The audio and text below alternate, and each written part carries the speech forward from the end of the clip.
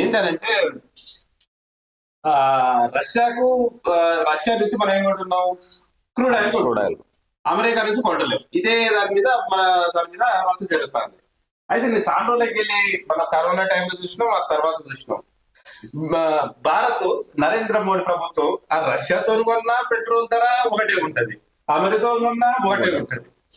దానికి దేశ ప్రజలు ఎందుకు బలి పెడుతున్నారని నేను అడుగుతాను. అంటే ఇప్పుడు వీళ్ళు చెప్పిన దాని ప్రకారం ఏంటిది?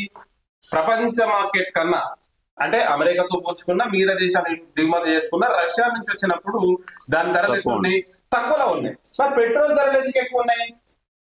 ఒక్కసారి చెక్ చేద్దాం. నేను నాకు సరే, మనం దీని మీద స్పెషల్ గా ఒక వీడియో తీసుకుందాం, ఎందుకంటే మార్నింగ్ న్యూస్ లో ఉన్నాం కాబట్టి. ఏంటంటే కరోనా టైంలో పెట్రోల్ ధరలు ఎంత ఉన్నాయి? 100 రూపాయలు. 100 రూపాయలు. నిత్యావసర సరుకులు అంటే ట్రాన్స్పోర్ట్ మొత్తం బంద్ పెట్టిరు, లేకపోతే క్రూడ్ ఆయిల్ కన్సంప్షన్ తగ్గిపోయింది, పెట్రోల్ కన్సంప్షన్ తగ్గిపోయింది, అయినా కూడా 100 రూపాయలు పెట్రోల్.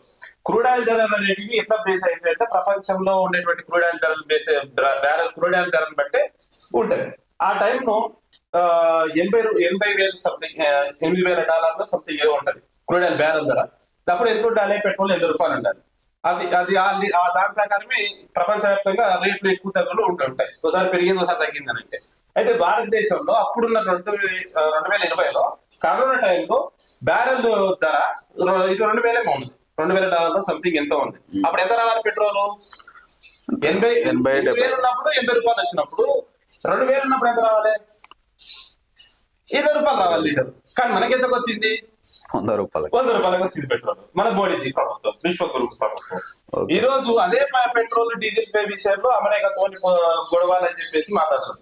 నేనేమంటున్నానంటే ఏది జరుగుతుంది అనేది అంతర్లీనంగా మనకు తెలిసినప్పుడు పరిస్థితి లేకపోయినా కానీ, అంత పెరిగినప్పుడు అంటే ఎట్లా ఉండాలి? రష్యాతో మనం తగ్గించుకుంటున్నాం, ముడిచరుగుంట విషయంలో తగ్గించుకొని మనం తీసుకుంటున్నందుకే గొడవలు వస్తా ఉన్నాయి. మనకి ఎక్కడ తక్కువ వస్తే అక్కడ దొరుకుతుంది, తీసుకుంటాం అన్నప్పుడు ఆ తక్కువ వచ్చింది ఏదో పేద ప్రజలకు కూడా తెలిస్తే కదా దాని యొక్క గొప్పతనం తెలిసేది. మోడీ అవును వాగ్దానం వేస్తే 100 రూపాయలు వస్తుంది, ఇంత అనుకుంటే మనకి 70 రూపాయలకే వస్తుంది. కాబట్టి మనమందరం కూడా నరేంద్ర మోడీకి సపోర్ట్ చేయాలనుకుంటారు. మరి లేనప్పుడు, ప్రజలకు అర్థం కానప్పుడు, ప్రజలకు ఉపయోగం లేనప్పుడు, ప్రజలకి దానివల్ల లబ్ధి చేకూరినప్పుడు ప్రజలకు మీకు మద్దతుగా నిలబడతారు. ఈ విషయం నాకు మొదటి నుంచి కొడతా ఉంది. ఏం చేయాలి అర్థం చెప్పలేదు. ఇక